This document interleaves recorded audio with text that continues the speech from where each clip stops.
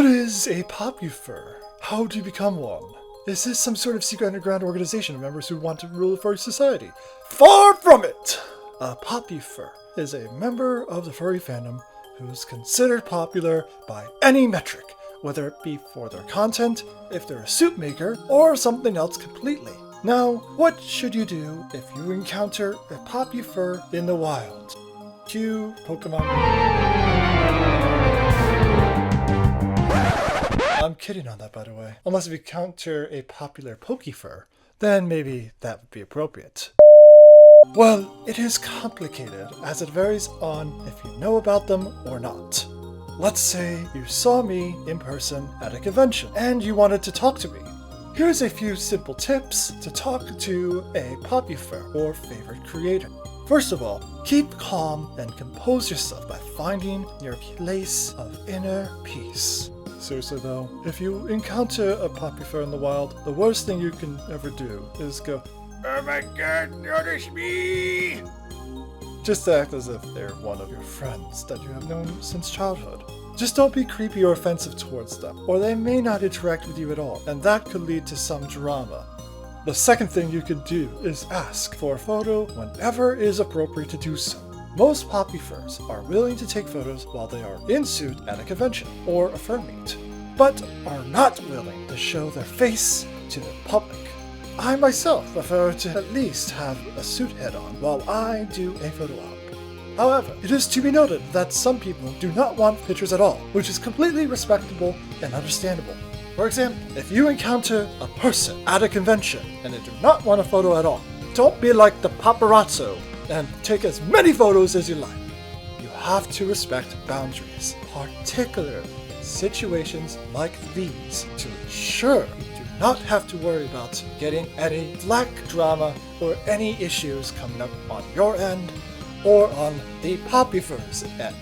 It's not just about their reputation that you're harming, it's also your reputation that you're harming. Because if they make a video about you or post content about you in a super negative light about what you have done, it's pretty much game over for you at that point. The third tip for when you interact with a Popufur is to just mention how you got to know about their content.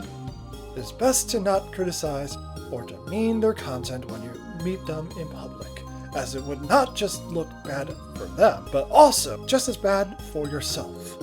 I am not sure if anything like this has happened to any Popufur or any person out there in the wild, but if you're considered a Popufur, by all means, share your Popufur horror stories in the comments down below.